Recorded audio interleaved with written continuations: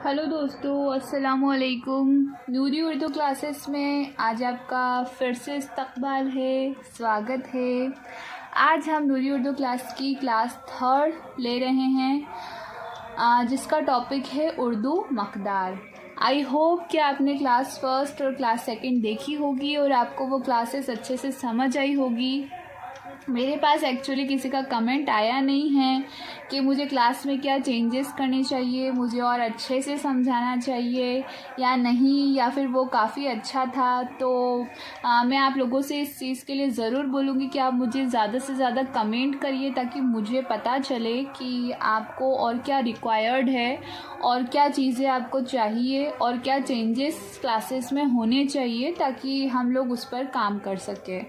और I hope कि आपको ये वीडियोस भी अच्छी लगी होंगी, पसंद आ रही होंगी, है ना। तो आज हम उर्दू की क्लास 3 ले रहे हैं जिसमें हम उर्दू मक़दार का मीनिंग होता है मात्राएं। अच्छा, हम चूँकि उर्दू को स्टेप बाय स्टेप सीख रहे हैं तो इसीलिए मैं आपको एक एक टॉपिक को बहुत अच्छे से समझाने की कोशिश कर रही हूँ। हमने फर्स्ट क्लास में हुरूफ तहज्जी पढ़ा था।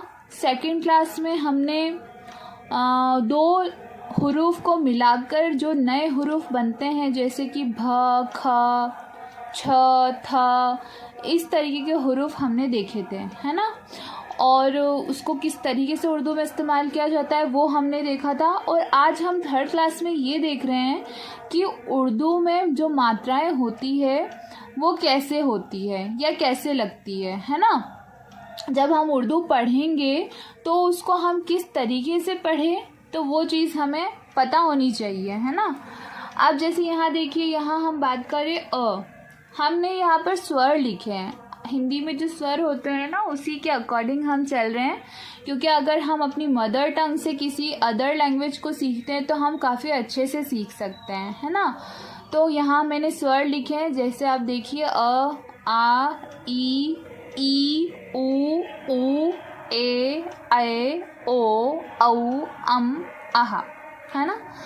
अब यहाँ अ से अलीफ दिया है, यानी कि जो अ का साउंड होगा ना वो अनार इस तरीके से आएगा।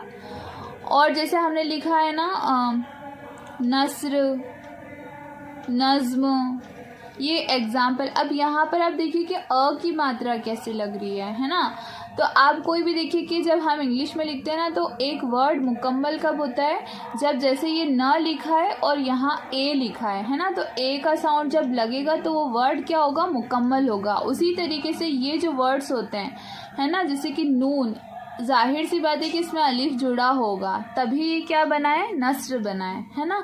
तभी ये क्या बनाए, नज्म बनाए। यानी कि अ की जो मात्रा होती है वो साइलेंट होती है ना। वो यहाँ दिखेगी नहीं, वो जाहिर नहीं होती है। यहाँ पे मैंने एग्जाम्पल अलीफ का यहाँ लिया है ज़रूर, लेकिन अगर हम वर्ड में इस चीज़ को देखेंगे ना, किसी और लफ्ज़ में जब हम इस चीज़ को देखेंगे तो वहाँ पर आपको इस तरीके से कोई पर्टिकुलर अलग नज़र नहीं आएगी वो चीज़, है ना। वो आपको उसी के अंदर शुमार होगी, उसी लफ्ज़ के अंदर छुपी होगी, वो जाहिर नहीं होती है, वो दिखती नहीं है, ठीक है। अब हम बात करते हैं आ से। तो काफ़ी हद तक ये जो मात्रा होती है आ से अनार वाली मात्रा, ये काफ़ी हद तक हम देख सकते हैं कि हमें अक्सर मिल जाती है। जैसे हम आम लिखते हैं तो आम में आपको दिख रहा है कि यहाँ मद लगा है ना। अब उर्दू की ख़ास बात यह है कि यहाँ पर जब कोई मात्रा लगती है ना तो वहाँ पर आपको इस तरीके के साइंस नहीं दिखेंगे, यानी कि ज़ैर, ज़बर, पेश, है ना, ये मद वगैरह, ये आपको ये साइंस आपको नहीं दिखेंगे उर्दू ज़बान के अंदर। उर्दू ज़बान की ये ख़ासियत है। आप ये देखेंगे आपको अरबी ज़बान में ये मिल जाएंगे, फ़ारसी में मिल जाएंगे, पर उर्दू ज़बान में आपको ये साइंस नहीं मिलेंगी। उर्दू ज़बान सीधे सीधे लिखी जाती है। वो आप धीरे धीरे जब आप उर्दू को बहुत प्रॉपर्ली सीख जाते हैं ना तब आपको ये अंदाज़ा हो जाता है कि हाँ इस ज़बान, यहाँ ये मात्रा लग रही है, यहाँ ये मात्रा लग रही है, इसका प्रोनाउंस हमें ऐसे करना है, इसका प्रोनाउंस हमें ऐसे करना है। वो धीरे धीरे आपको उसकी हैबिट होगी, है ना। जैसे हमने लिखा है आम, है ना। जैसे यहाँ पर है ख़ास, तो ख़ास के लिए भी हम अलीफ लगा रहे हैं ना, तो किसी हुर्फ के बाद जब अलीफ लग जाए तो वहाँ पर उसका साउंड आ होगा, है ना। तो यहाँ आपके लिए ज़बर नहीं लगेगा, है ना। तो ये आपको ध्यान रखना है। फिर उसी तरीके से है ई। तो ई के लिए भी कोई ऐसा हम साइन पढ़ते हैं, वो हम पढ़ते हैं किसमें, अरबी ज़बान में, जिसे हम ज़ैर कहते हैं। लेकिन यहाँ आप जब पढ़ेंगे, जैसे इश्क लिखा है तो इश्क के अंदर यहाँ आपको साइन नहीं मिलेगा, है ना। तो यहाँ इश्क लिखा है, ठीक है। उसी तरीके से ईमान। तो ईमान में यहाँ देखिए कि अलीफ के साथ क्या जुड़ा है, ये जुड़ा है ना। तो अलीफ और उसके साथ ये जुड़ा है, तो ये क्या बन गया, ईमान, जो कि बड़ी ई की मात्रा है ना। अब हम पढ़ते हैं ऊ। तो ऊ के ऊपर हम जैसे अरबी ज़बान में देखें तो वहाँ पर पेश लगा होता है, तो हम समझ जाते हैं कि यहाँ पर ऊ का साउंड आ रहा है ना। लेकिन उर्दू ज़बान में ऐसा नहीं है, वहाँ आपको दिखेगा नहीं, लेकिन आपको ये अंदाज़ा लगाना है। तो अलीफ है, उसके साथ लगा है उन्होंने, है ना, या उन्होंने, उसने भी अगर लिखा होगा तो उस। अब यहाँ पे मैं यहाँ आपको पेश लगा के बता रही हूँ, पर अक्सर यहाँ पेश होता नहीं है। यहाँ पर आपको सेंटेंस के अकॉर्डिंग बताना होता है कि ये इस लिखा है, ये उस लिखा है, उसने, इसने, है ना। हालांकि लिखते दोनों एज इट इज सेम है, वो आप सेंटेंस के अकॉर्डिंग पता लगाएंगे कि यहाँ पर इसका इस्तेमाल ज़्यादा बेटर है या उसका इस्तेमाल ज़्यादा बेटर है। उसी तरीके से हम आ जाते हैं बड़े ऊ की मात्रा पे। तो जैसे यहाँ लिखा है लंगूर, लंगूर, है ना। तो गाफ के साथ वाव मिलाकर लिखा है। अब यहाँ जहाँ अलीफ मैंने लिखा है, ये ज़रूरी नहीं कि यहाँ अलीफ ही हो, यहाँ पर अदर दूसरा लफ्ज़ भी आ सकता है ना। तो जैसे यहाँ पे गाफ है और गाफ के साथ वाव है, तो क्या बना है, लंगूर, है ना।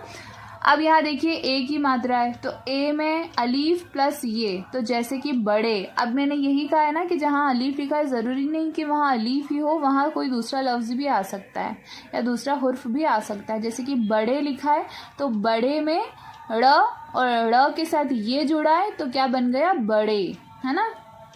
अब अलीफ और इसके साथ बड़ा ये। अब यहाँ पे बना है ए, जिसे हम कहते हैं ना, ऐ से ऐड़ी, है ना। उसी तरीके से मैना, तो मैना के लिए क्या है यहाँ पे, मैं, ये और ना, है ना। तो ये जो है वो यहाँ आया है, ठीक है।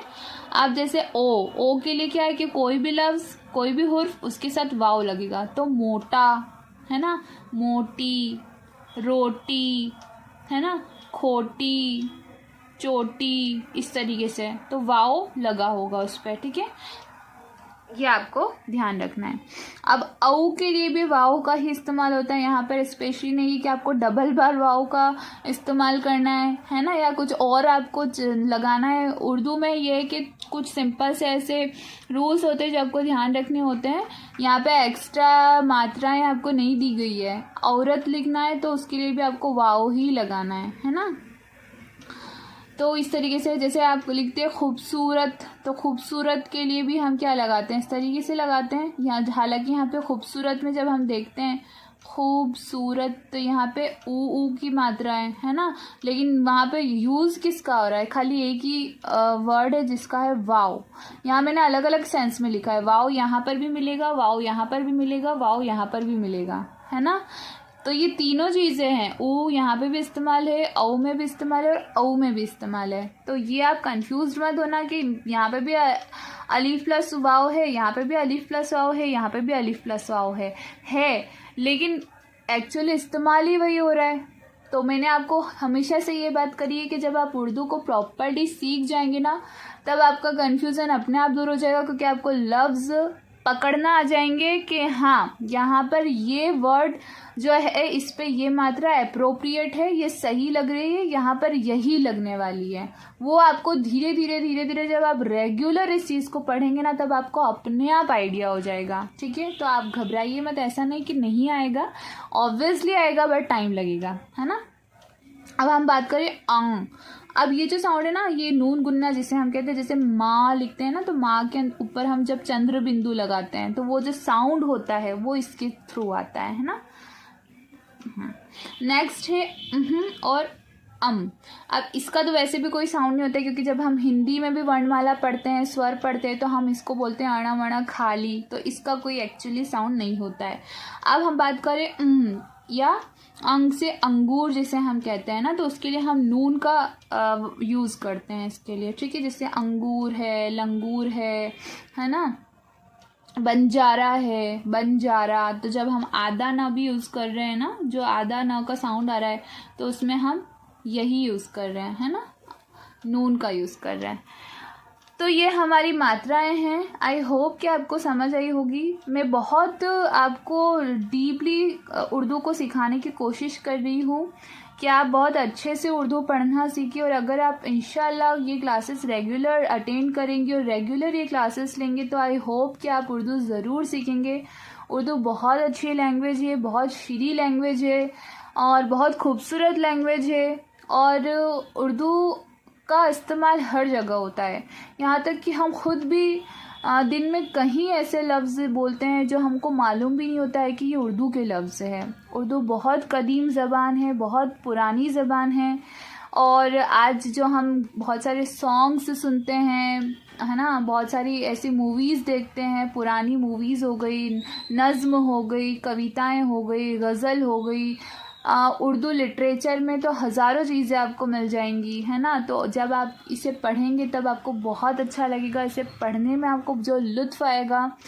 तो आप जल्दी से जल्दी उर्दू सीखिए और इन सब चीज़ों का लुत्फ़ लीजिए। उर्दू में बहुत अच्छा लिटरेचर है, बहुत अच्छी किताबें हैं। उन किताबों का आप मुताला तभी कर सकते हैं जब आप उर्दू को बहुत अच्छे से सीख जाएंगे।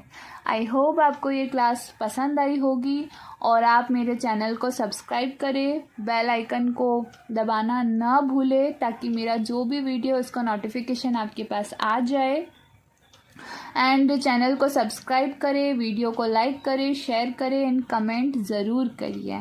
Thanks to all, bye bye.